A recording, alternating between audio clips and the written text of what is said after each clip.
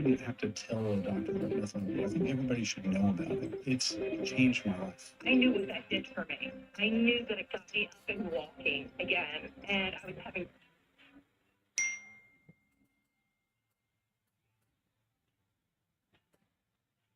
Hello? Yeah, hold on a second, Harley. Considering going back to school, ask yourself the following questions. Do you need the Just hold on a second. classes on your schedule? Do you have college credits you need transferred? Do you want to earn a quality degree from a world-renowned university? If you answered yes to any of these questions, Arizona State University is the perfect school for you. Arizona State University offers over 150 highly ranked degree programs 100% online. You'll learn the same degree as you would on campus from wherever you are on your schedule. Plus, ASU Online accepts most transfer credits. For information, text ACE to 35517. Learn for yourself why the Wall Street Journal ranks ASU 5th in the nation for producing the best qualified graduates and why 87% of ASU grads are recruited within 90 days of graduation. Learn to grow, learn to succeed, and learn to thrive at Arizona State University. To learn more about ASU Online degrees, text ACE to 35517. That's ACE to 35517. You're listening to K-Talk Media, KBJA, AM 1640, Sandy, Salt Lake, and the entire Wasatch Front. Live, local, two-way talk.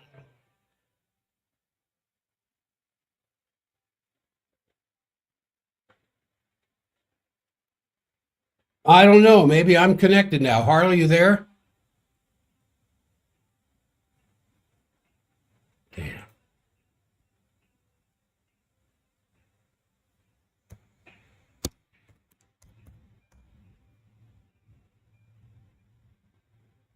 All right. No, he's not. Gone. Call back again.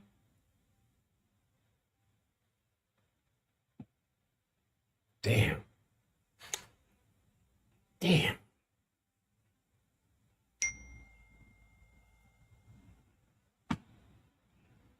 All right, everybody. I'm just waiting for Harley to call in. Let me get in touch with him here.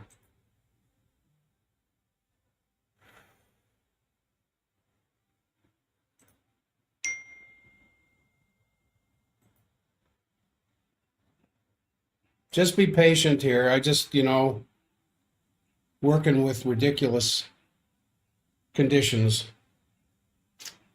It should not be this damn hard. But it is.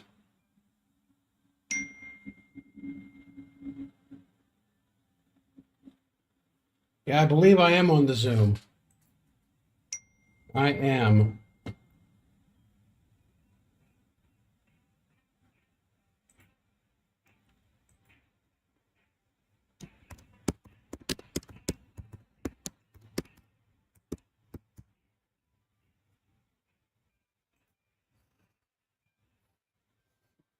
All right, I'm trying to get Harley on here with me. For those of you on the stream, I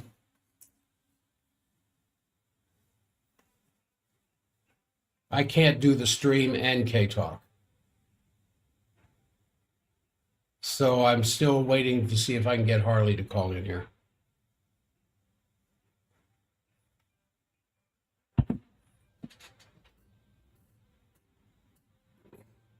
All right, then I'm just going to go on with the show. Excuse me.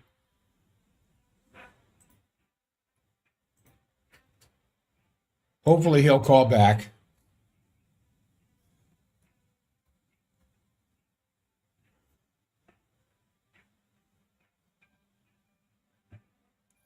Obviously, I need some training in how to do remote programming. Thanks, Paul. I assume I'm broadcasting. I don't know. I assume I am. And and I was hoping I could get Harley on here today, marking two things. Number one, of course, is the second anniversary of what happened in Gaza, and the 24th anniversary of what? What happened 24 years ago today? Your trivia question of the morning. What happened 24 years ago today? Right. The American invasion of Afghanistan. Wow, just in your lifetime, in your lifetime, the stuff that you've seen, the stuff that you've experienced, just amazing, isn't it? There he is. Hopefully, this is him. And hold and accept. All right, Harley, you there?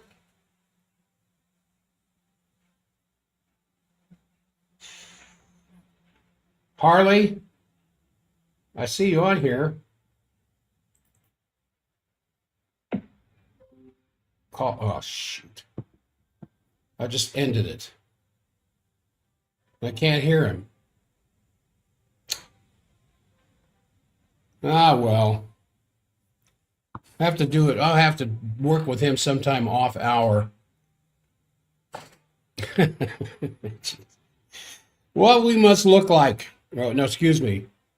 I don't speak for K-Talk. What I must look like. Oh, well, here in the midst of such a dramatic world picture. In France, the latest prime minister hasn't even been in there a month, just resigned. Dead air on K-Talk. All right, now let me see what the problem is.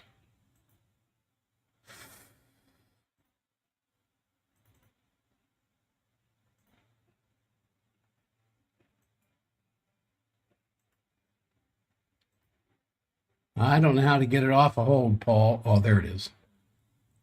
Now maybe. Well, that's all I need. That's all we need now is.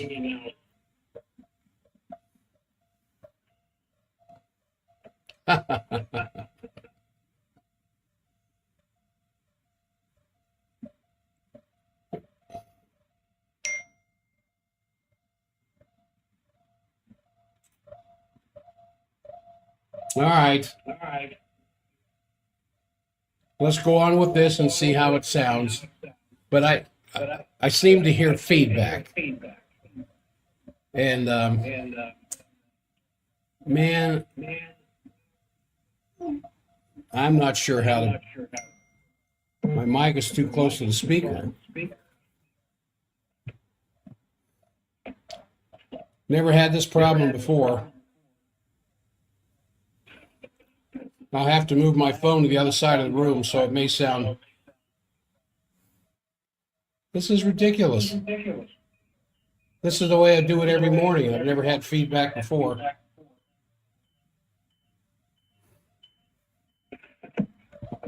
All right, what I'm going to do is disconnect the phone, and then I will call right back in and see if that's the problem.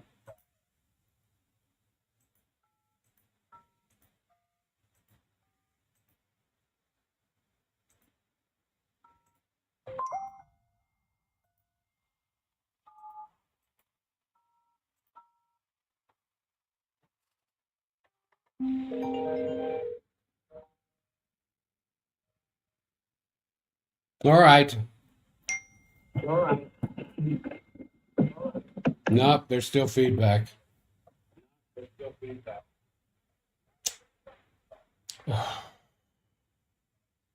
What can I do? All right, hold on a second. I got one more answer.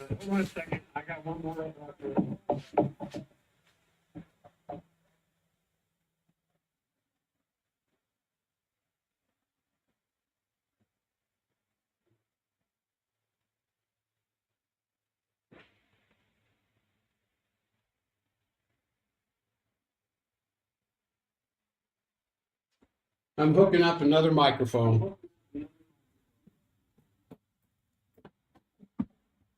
So just be patient. All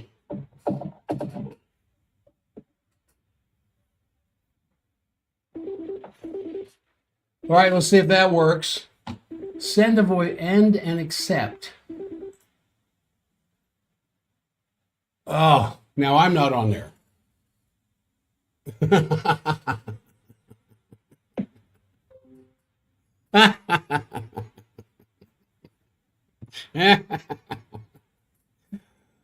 Ah, for crying out loud, Harley. You are a patient man.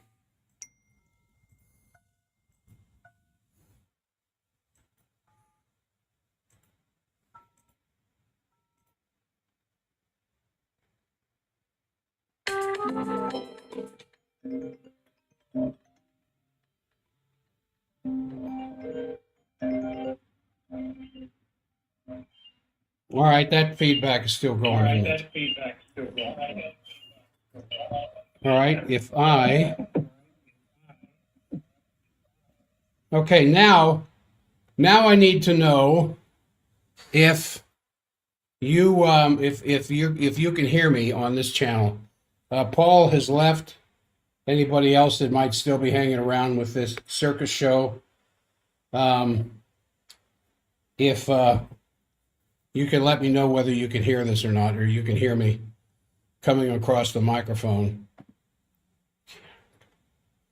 Let me check here and see what I'm doing broadcast wise. Where's sounds? Sound.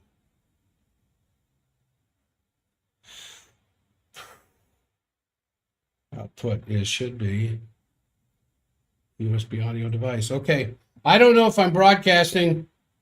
We'll just have to wait and see if there's anybody even hanging around still listening.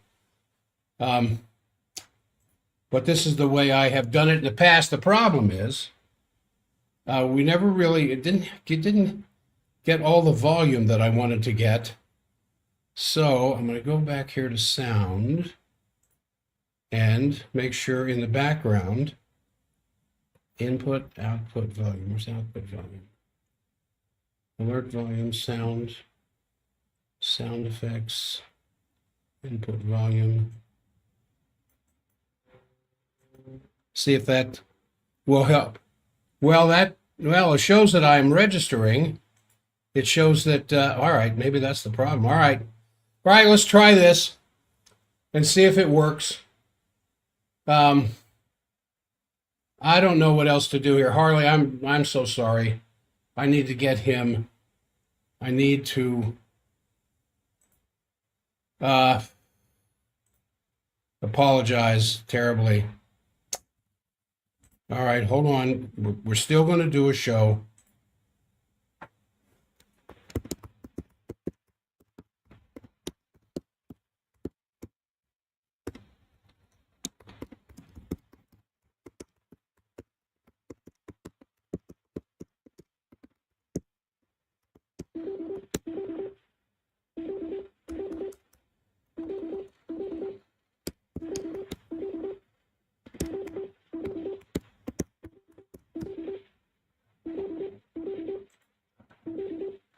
End and accept.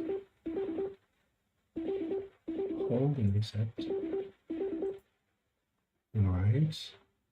Now on hold, click to swap.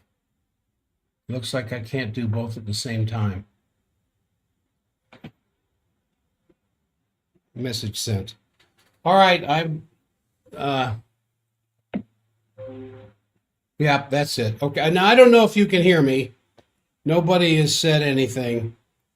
So I'm going to talk here for a few minutes, and if I don't get anything, if I don't get any feedback on this broadcast, then I am going to pack it in myself.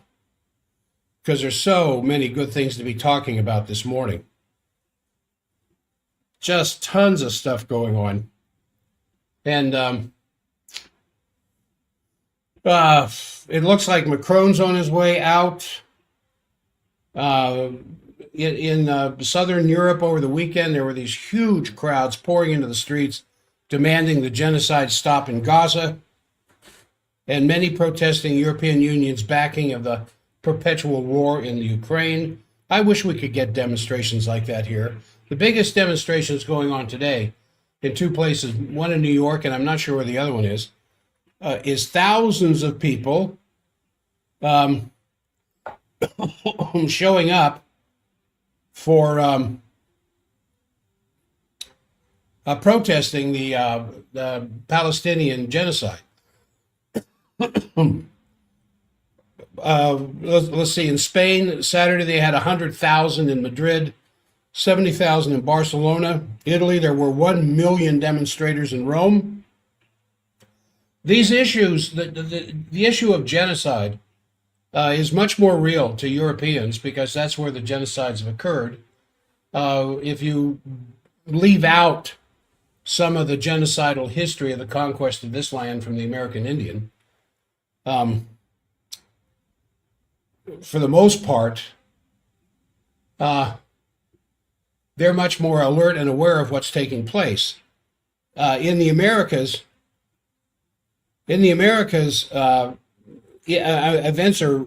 Well, thank you, everybody, thank you. Events are very ominous right here on our side of the planet.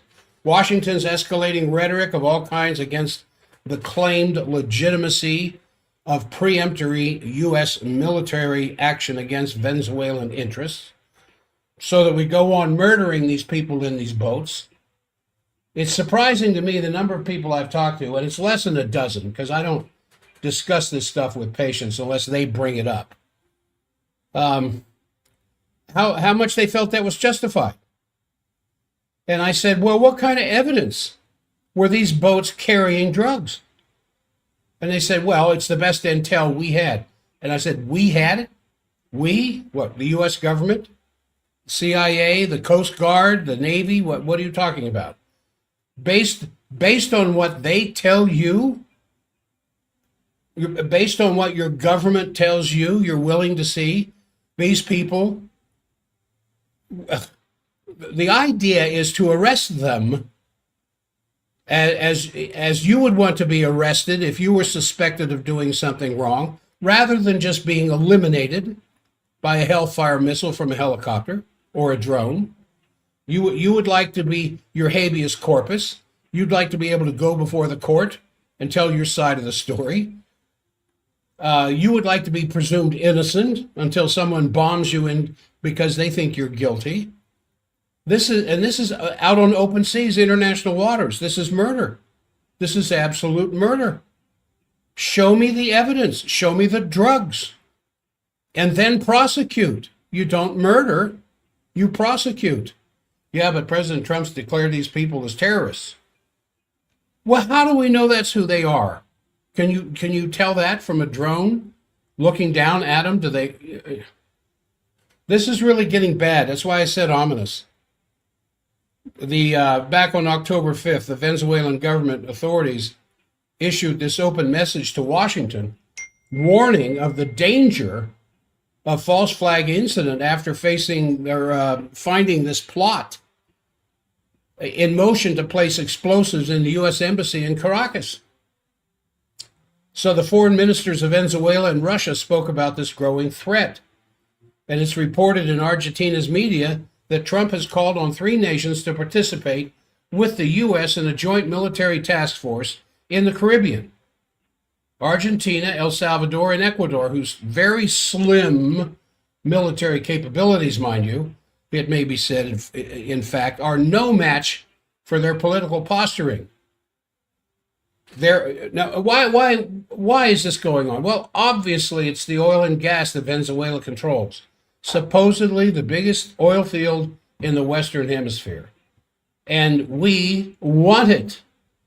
And because we want it, it no longer belongs to the Venezuelans. So we are going to go in there and take it. And so Russia is warning, and Venezuela is warning that there may be a false flag attack against the U.S. Embassy in Caracas in order to justify sending in the Marines. Now, there are informed, though speculative, as I'm saying here, warnings that this widely publicized meeting of the 800 top U.S. commanders from level 1 on up, 1 star on up, as I was talking about yesterday, was more than just a grandstand for the U.S. Defense Secretary Hegseth and President Trump to keep pumping up fight, win, anti-woke stuff, anti-PC stuff. Was it a cover for private sessions of the Southern Command? over contingencies for a U.S. assault in the Caribbean, and CENTCOM over contingencies for a U.S. assault on Iran, as some are suggesting. Now, I said, I believe, back on, what was it, September 12th, was it, when Israel waved the white flag and asked Iran to stop bombing them?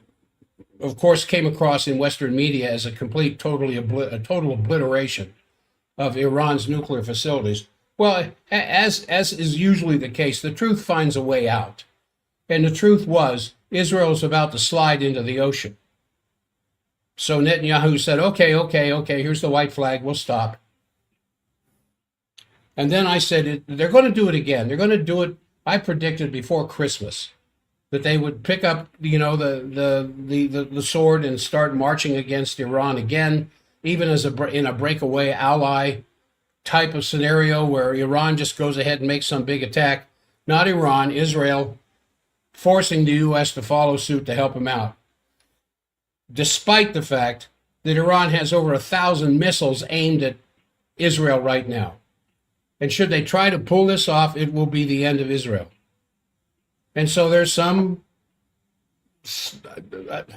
I don't know that you would call it intelligence, some speculative warnings that all that hubbub last Monday of last week, what it was for was to cover up the private meetings that are going on as far as attacking Venezuela and attacking Iran at the same time. Now, Secretary Hegseth is conveying this fierce warrior ethos he demands in the Western Hemisphere is also what's required on the home front now, of course. The Trump administration is deploying the federal forces. I was watching that this morning on Fox in selected cities and fighting any opposition in court that stops them. And his move to take the California National Guard up to Portland, a judge stopped it. Of course, they're back into court, to a higher court to have that judge overturned. I'm surprised this administration doesn't just tell that lawyer what he can do with himself and go ahead and do it anyway. I mean, the financial vulture complex continues to reign unchallenged in the City of London and Wall Street, and now even crypto is incorporated in these operations. This isn't going to last. This can't last. There's two sets of updates, one from Europe, one from the Americas that I want to get into, but they're all part of the backdrop to the very important process that is beginning today in Egypt, where the negotiations have begun on initiating actions to end the conflict in Gaza, in which Israel is simply committing genocide. I was listening to Mark Levin this morning on Fox and Friends, where he was essentially denying that it's going on. When every intelligent agency that gathers intel that has been in the Gaza all say the same thing. And then he denied that the numbers of the dead Palestinian and women are as high as the media is saying it is. Now, some speculation from reasonably thinking investigators claim it could be as high as 2 million. The official number out of the UN is in excess of 200,000 to 300,000. Levin says those numbers are highly exaggerated. They're false, fake news. Well, that's not what the pictures show. So anyway, in Egypt today, Israel sitting down with Hamas. I'm just waiting for a bomb to show up, or a missile, just waiting for Israel to send a missile to this negotiation, because that's what Israel does, as we saw here a few weeks ago in Doha, when Hamas was getting together, trying to figure out how to accept some peace agreements. And then they're taken out. And I wouldn't be a bit surprised if the evening news tonight said, oh, look, Israel sent a missile into Egypt. So in Sharm el-Sheikh, which are indirect talks between the Israeli and Hamas delegations, being mediated, interestingly enough, by Egypt on arrangements for the release and the exchange, the ever the ever ongoing efforts to get the hostages and the prisoners. This is part of phase one of the ongoing measures that need to be worked out. Now is the time. Now is the time more than ever, and I think that's what Harley was going to talk about today, is pushing this Oasis plan forward. You can't just have a ceasefire. You can't just have an exchange of prisoners and hostages. You can't just take your tanks and go home. You have to go in and rebuild. Have you seen the images of Gaza City? Have you seen the images of northern Gaza? There's hardly a building standing at all. It's all leveled. And thanks to Caterpillar and all the D9 up to D11 dozers that they've sent over there, the streets are pretty clear of debris. They just pile them up where the buildings used to be so that the IDF can get in there and sort through the area and clean out the rest of them.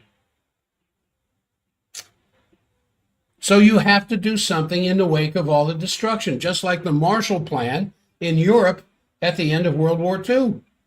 Just like what we did to rebuild Japan after the two nukes.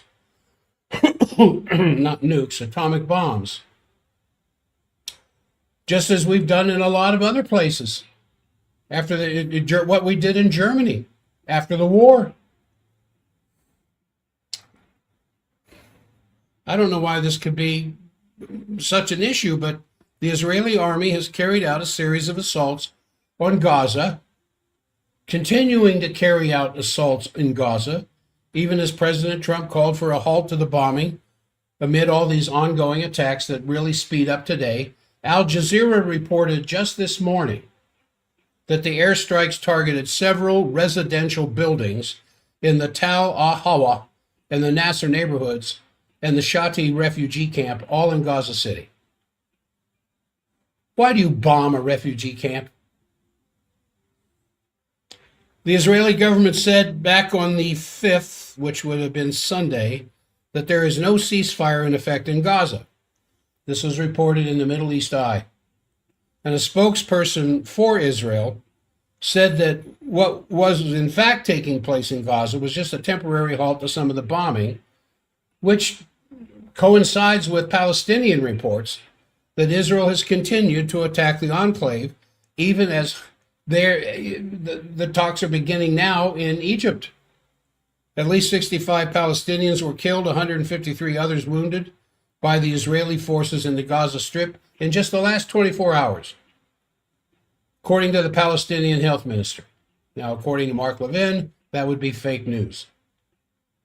That brings the death toll to Gaza from the Israeli attacks in the last 2 years to 67,000, with an additional 170,000 wounded. Now, the IDF chief of staff, Zamir, told the troops in Gaza on Sunday that there is no ceasefire. Shoot to kill. Well, I said that. He didn't. But if there's no ceasefire, you're not going to be target shooting. He said there's no ceasefire, but the operational situation has changed, with the political level converting the tools and achievements you have gained through military action into political gains. If the political efforts fail, we will return to fighting. Well, the world picture, every time I sit down here in front of the microphone, is just one incredible drama after another taking place in the midst of the circus of circuses. And there are so many people around the world who are warning, from Kusic out of Slovakia just this weekend, that we are on a very quick path to World War III. And I think that has to be noted, because if people in various corners of the world have that impression outside of the United States, this should not be put off much longer, this denial, because it's very clear. So taking a few moments to go through the individual situations, and despite the fact that naturally a top issue right now is what's going to happen to the Gaza talks going on in Cairo. I want to start with a slightly different crisis area because it's new and it's also dramatic and could potentially lead to a qualitative change in the strategic situation. And that is the extremely volatile situation in Europe right now. Starting off with a new government crisis in France, where the new prime minister, only a few hours after he presented his new government, resigned. Macron, of course, accepted the resignation. What triggered it was that so many people in the government, or at least in that combination, and also above all of France, all these different factions did like the combination of the new cabinet, which was, to a large extent previous ministers, and that's caused the anger of several and their refusal to accept the government. So there's all these calls for Macron to resign.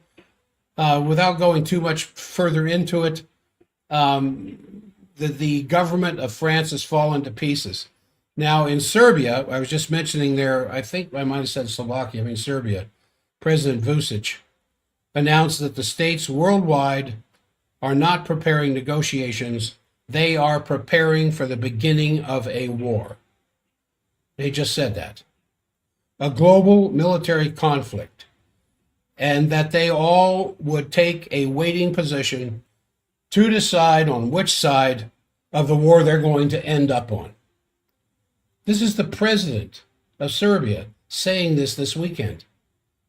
He said that on occasion of the opening part of the Belgrade-Bucharest high-speed rail line, but he said that everybody knows the whole world is preparing for the big war, he said.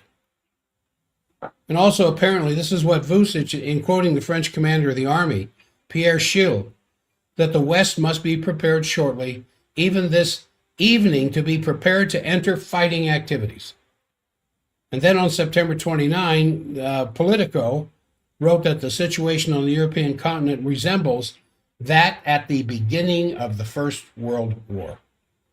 And that many people are concerned that we're shortly before a Franz Ferdinand assassination moment, which is obviously when he was shot there in Sarajevo, which is historically given the trigger for the World War, not the cause. The killing of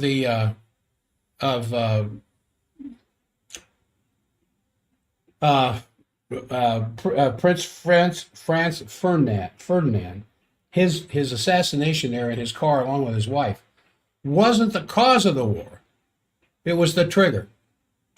But now the Prime Minister of Georgia, fighting back what he calls the fifth coup attempt against Georgia in just the last 4 years, on Saturday there were thousands of people trying to storm his government palace.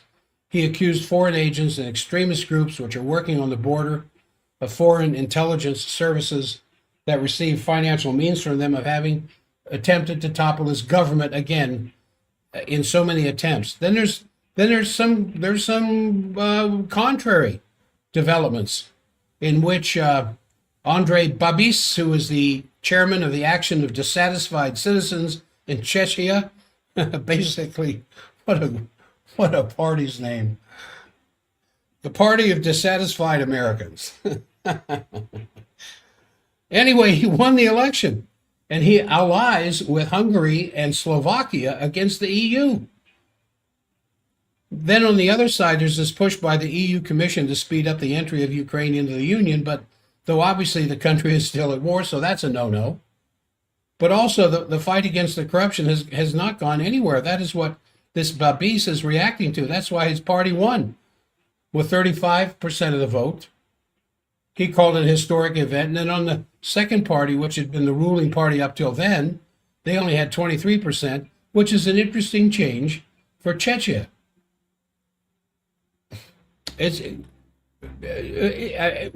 So what? Well, it's a shift.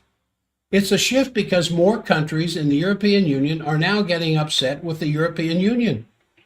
And there's others that can be added, Slovakia, Hungary, and now Czechia. And there's an overwhelming positive reaction to his victory. Hungary's Orbán wrote that right after the election on X that truth is victorious, and Babis has accomplished a convincing victory. It's a great step for Czechia and good for all of Europe. And so Kirill Dmitriev, who I've quoted many times, the CEO of the Russian Direct Investment Fund, came out and praised the same thing.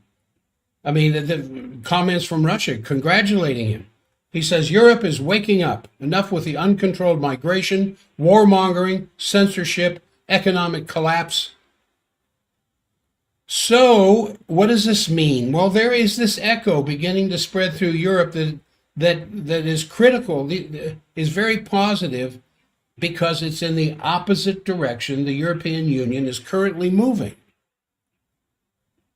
Now, in an interesting development, given that Merkel at the time had admitted, together with Hollande, that they had sabotaged the Minsk agreement to give the Ukrainian army more time for the military buildup from 2014 on, she's now come out and said that the Baltic countries and Poland have a co-responsibility in the war in Ukraine. This was the Daily in Hungary. And she's accusing Poland and the Baltic countries of blocking the taking up of diplomatic talks between the EU and Russia, and that it was the blockage that would have prevented avoiding the Ukraine war. Now, that's very important. I mean, you say, it's just the former German chancellor talking to a Hungarian newspaper, because this officially puts the whole, negative mark on the narrative of the unprovoked aggression by Russia, which is actually it's the entire narrative. And I think it's very important because Merkel is still an important figure in the political landscape in Europe. And it may be a stepping stone if she demands some, we got to reevaluate this whole thing. That could lead to the beginning of actually talking to Russia and restarting negotiations rather than pushing this war that it seems inevitable. And then the Hungarian foreign minister said Hungary's pro-peace stand with Ukraine is getting sympathy with other members of the European Union who haven't come out and vocally said so. And why are they doing this? Why are they turning against the direction of the European Union to support NATO for an all-out, front-to-front, face-to-face conflict with Russia? Because it's their backyard. That's why. Because it's their backyard. So, send to voicemail. Sorry. I'm afraid it'll bump me off. Anyway, what else? There's several other things going on in Europe that gives me a little bit of hope, simply because they're one by one. These countries are taking positions against the dynamic of the European Union that is definitely pushing for war. So you can see, Europe's a mess. It's kind of in a state of convulsion. You've got these pro-national interests and against the war, and also the war drive is accelerating. So in that context, it's very important that Putin, in his speech at Valdai last week, made a very important appeal to the Europeans to please come back to the negotiation table. And he warned that there is a big crisis growing in the European culture, the identity, the debt, the growing crisis of social security, uncontrolled migration from Africa into Europe. Not just Africa, from Eastern Europe, from India, from wherever people can get out of their oppressed conditions, flying into Europe as fast as possible because of their open borders. Sound familiar? And then, of course, this may be the very last opportunity for Europe to avoid a war with Russia. And when you learn what happened to Napoleon, you learn what happened to Hitler, I don't think it's a good idea for Europe to try to invade Russia. And they can't do it without America's help anyway.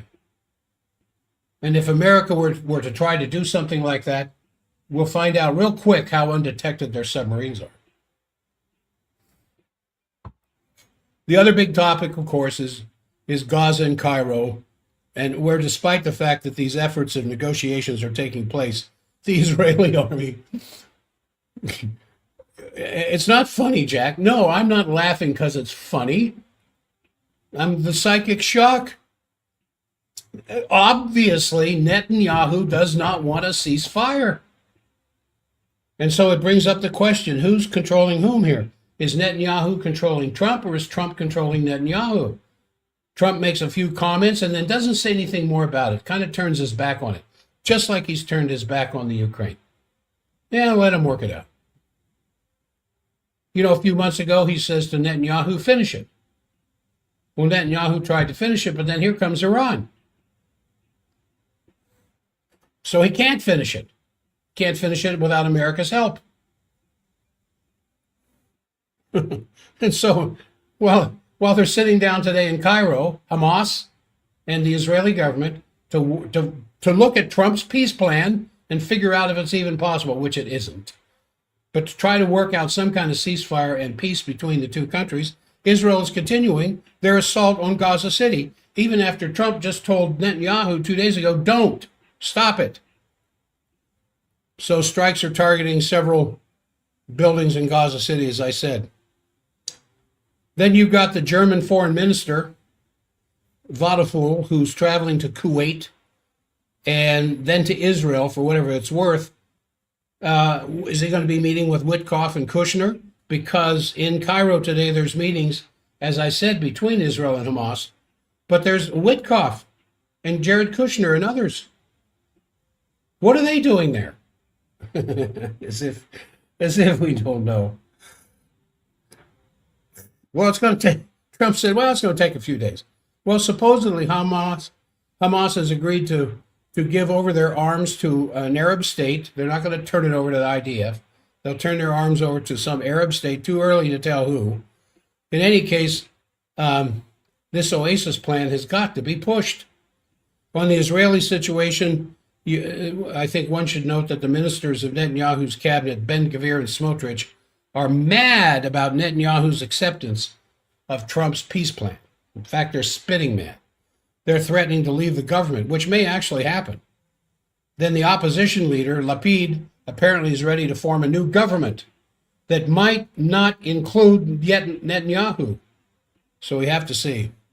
Otherwise, that meeting of the, I'm going to get back to it again because it's just too outrageously obvious in your face. 800 generals and admirals in Quantico, Virginia, speeches from Trump and Hegseth, a lot of speculation. Rainier Rupp points to the fact that Hegseth had promised that the Pentagon would no longer be involved in so-called nation-building missions like Iraq or Afghanistan. Obviously would not be aware of the fact that this continuous support for Ukraine is exactly a continuation of the policy he says we're not going to follow anymore. Another double talk. Then he quotes, interestingly, Larry Johnson, one of the regulars on the Napolitano podcast, who's mooting that the big meeting in Quantico was just a cover story, that you wouldn't spend all that money to criticize the woke culture in the military, and that what could be behind it is a much smaller meeting. A smaller circle in the background, not all 800 of them, probably from 3 stars or at least 4 stars on up, discussing coordinated attack events simultaneously on on Iran and Venezuela at the same time. Because if you only would call in the officers of CENTCOM and SOUTHCOM, that would obviously raise suspicions, and therefore you invite this larger group to basically cover up the fact that you're preparing for a two-front war. Now, this is unfortunate. Not to be dismissed, because there is also a very large refueling tanker fleet being deployed now as I speak to the Middle East, which is exactly what happened before the last strikes against Iran.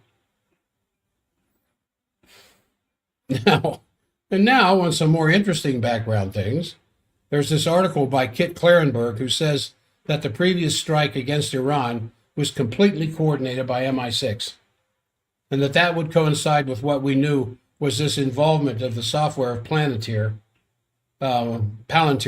which gave all that falsified data that was corrected entirely too late. But there's also another Kit Clarenberg story that Mossad was involved in the killing of Aldo Moro, My gosh, how many decades ago was that?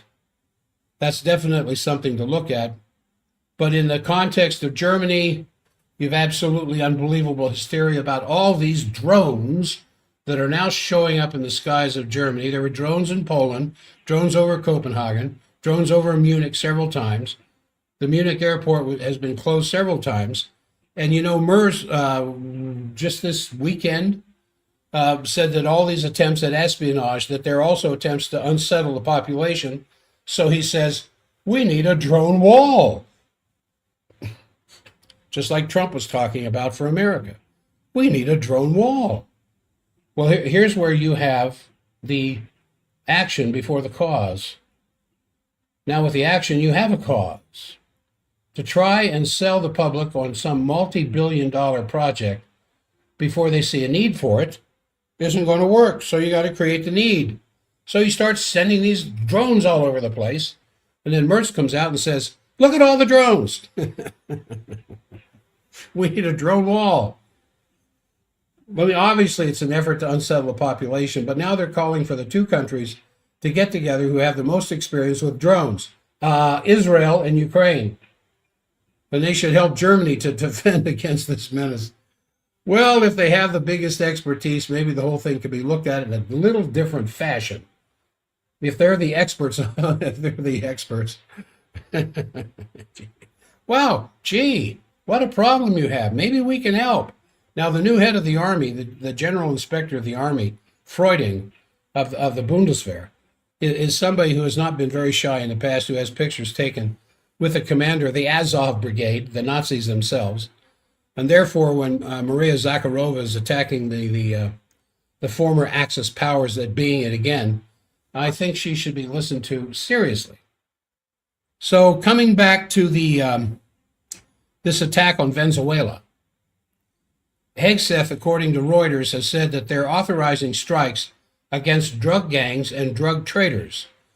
So if you are in our hemisphere, to all of those out there listening who would come under this category, if you're in our hemisphere, if you're in the Caribbean, if you're in the north of Venezuela, you want to bring drugs to the United States, you are now a legitimate target of the United States military. Hegseth said that. Hegseth also said, if American young people are signing up to join the military today, they're more likely to deploy in American cities than actual war zones.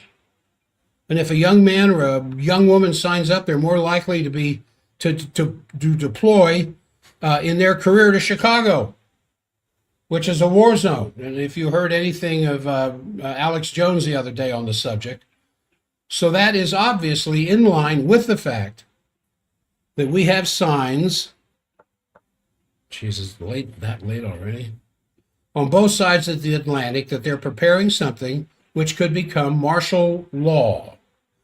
In Germany, it's the so-called tension case. There's some article, it said something about using these drone attacks to declare such a tension case, which would then give the government already far-reaching abilities to curb the movements of their citizens. And I think, I may be wrong, but I think with all of the citizen tracking systems that we have here in this country, and believe me, any public place you've been to or any governmental place you've been to, your face has been scanned a million times. There's data on you don't even know about.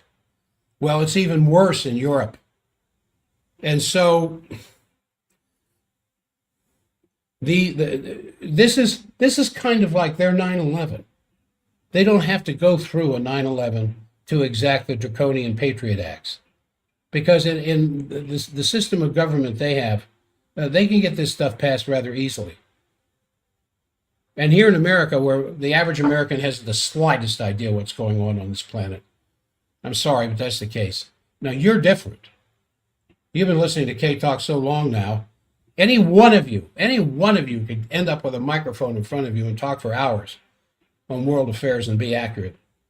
But the average American, I was talking to a patient who just kind of asked me, about Tyler Robinson.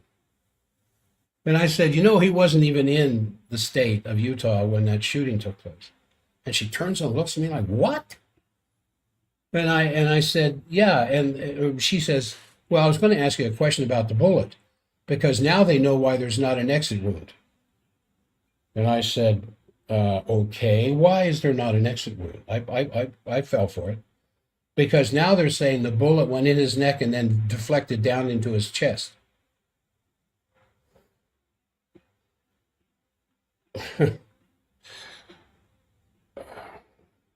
I said, do you know what plate steel is? Quarter-inch plate steel. That bullet easily penetrates a quarter-inch plate steel, right through it.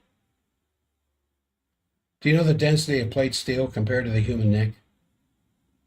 And I was getting a little snotty at that point. The bullet went in his neck and went down into his chest. That's the average American. And so she said, well, there's an awful lot of conspiracy theories out there on the news, or not in the news, on the internet. And I said, yeah, the biggest one is that Tyler Robinson killed Mr. Kirk. Anyway, I have to be careful with that. I still have to maintain a business. And so obviously with all of these civil liberty reductions starting to take place in Europe, don't think it's going to be limited to that side of the ocean. Obviously the deployment of the army in American cities is going to have the same direction. And in Great Britain, similar things are being prepared to lock down on the citizens. You don't suppose it may have been a plan ahead of time to drop immigration laws in these various countries, to let them to be filled up with Islamists, nothing against Islamists, but be filled up with Islamists, to be filled up with sub-Saharan Africans, to be filled up with, sub-Saharan Africans, you're going to have an awful lot of Islamism as well as Christian rebel crazies. But from Morocco all the way over to Egypt, trying to get across the Atlantic, across the Mediterranean, and then those who do get across, filling up these cities. You don't suppose this was the plan a few decades ago, to get to a point where you had such internal disruption that you had to institute martial law? I wonder if they ever thought about that 40, 50 years ago when these systems were started. Manfred Weber, who's an absolute moron of the Conservative Party in Germany, in the European Parliament, he says what we need is a hybrid war fighting, because that's reality, he says. Why not have a cyber attack maybe for one day and then attack the Moscow subway with a cyber attacks another day? I mean, these are public statements. These people are insane. They need to be put into a clinic and shot up with Thorazine. They have to be seriously investigated for their mental conditions, because they're asking for things which could lead to the end of civilization. So Merz had another topic yesterday in his speech at the German Unity meeting, where he said the population has to be prepared to take much longer costs for health, for pensions, and for nursing. So he's going to go on a rampage for austerity. Here, the former BlackRock man of Europe is now going to be talking about austerity. And then just two more, what time is it? Wow. Just two more things from Russia. Putin announced that in the context of the World Atomic Week in Russia, that they have been very successful in using enriched nuclear waste as a fuel in a commercial nuclear plant. Did you hear that? They have enriched nuclear waste. What do we do with our nuclear waste? Well, at Hanford and Tennessee and New Mexico, and we bury it, don't we? We go down in big caves underground in big barrels. Well, the Russians have found a way to enrich it. And then they take that enrichment and put it into the nuclear power plants for commercial use. He says by 2030, worldwide, they will have the first closed cycle of nuclear fuel in an experimental nuclear plant, which would not only be a big advantage in terms of nuclear fuel, it's what do you do about the waste? So Putin said that capturing of this ship in international waters is piracy. And what do you do with pirates? You destroy them. Now, that's not typically a comment that Putin would make, but in reference to the piracy on the part of the United States against these boats in the Caribbean. Then on the other side, there's this rapprochement between India and Brazil. You know, it's just, I'm not going to take the time to go into that. There's no time left, but it's interesting. But it's just extremely fluid and a dramatic world picture out there. And this Oasis plan, I keep bringing this up. You have, once the dust settles and the guns are put back in the safe and the bullets are locked up, you have to have a rebuilding program, because people are going to not only be out of work, there is no work, because there's nothing left to work. Unless you want to call the cleanup of multi-level apartment buildings and the cement slabs a job, but someone's got to do it. But it's got to be funded, and there has to be food. But not just food and water. There has to be rebuilding of the agricultural system. The agricultural system is going to need water. Where is the water going to come from? They have enough problems right now. Well, they already have in Israel some nuclear-driven desalination plants. LaRouche, back in the 70s, was calling for 4 gigantic major desalination plants along the Mediterranean coast to create new rivers, to create new lakes, new reservoirs, and new flooding of water that could join into with the Jordan River and other rivers that it would create to turn the Gaza into a garden. For that matter, the Negev. For that matter, the Persian or the Arabian Peninsula. Now, there's a project for mankind. Instead of trying to find a better way to deliver bombs to kill more people. So, where do we go from here? There are initiatives out there, lots of good initiatives, but it starts with this meeting that's going on in Cairo today between Israel and Hamas, which some pundits out there are claiming it's just a dodge, it's just a stall for time, while Israel's attack on Iran is getting ready to get underway. Well, we know that tankers are flying to the Middle East just before the last attack on Iran. Does the do the sports books in Vegas? I wonder if they have political bets.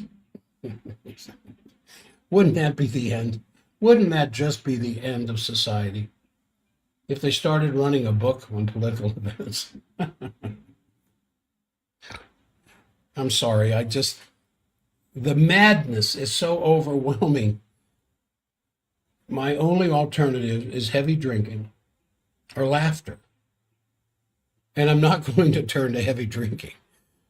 No matter how comforting that sounds at times, I'm not going to start drinking.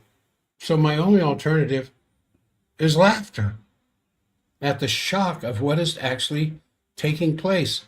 But there is some hope. And the hope I want to leave you with is the hope that is being spread by the smaller countries in Europe, Serbia now with Čučić, and Slovakia with Fico, and Hungary with Orban, and some of these other countries that are joining in stopping the anti-Russian rhetoric that has been taking place for so long in the European Union that they're dropping out of it. And that's why I was saying a little bit earlier there, it's interesting in the sense that who's going to be on what side when push finally comes to shove? I wonder. So I think the developments in Europe, where you have both the government crisis and changing governments, is a reflection of the fact that it's a completely open field. And there's a chance here, beyond just the efforts of holy prayer, that influences can be brought to pass to have a cooperation among the collective West, which is not so collective anymore, with the global South. And that's the only way. You have to get people away from this militarization. So at the same time, we had this big meeting last week in Quantico. And I believe the underground intelligence is correct in saying it's just a cover. It was a cover for CENTCOM and for the strategic efforts in the Caribbean to launch simultaneous attacks against Venezuela and against Iran at the same time. Nobody hopes what I just said is more inaccurate than I do. But I think that's where we're at. Okay, we're coming up to the top of the hour. Lowell is getting ready to take over. And it's 9 o'clock, so I'm going to end my time at K-Talk. Lowell, it's all yours. And to those on the stream, I really wanted to get Harley on here with us, but I couldn't make the connection. I don't know why, but I know what to do with Harley, but it would have to be on the stream. I couldn't do it simultaneously with K-Talk. So keep your wits about you out there. Don't panic. Don't, try to inform your friends and family that it may not be a bad idea. You can take care of that, Lowell, there. May not be a bad idea at all. Dan Cummings checking in. All right, hold on a second here, everybody. I just got to find out where that disconnect button is. I know what to do. Okay. I'll stay here and listen. There we go. All right, for those of you on the stream, I appreciate you being a part of the show. And I always look for comments. You can make comments here. Maybe what I have to say isn't important enough to stimulate comments. But I will be here tomorrow on a health show, and I've got some things I'm already putting together I think you'll find very interesting. So I've got to get to work. I know some of you are already there. Keep your wits about you. Please do your own research. You look into this stuff yourself. Don't accept it just because I said it, even though I happen to be right.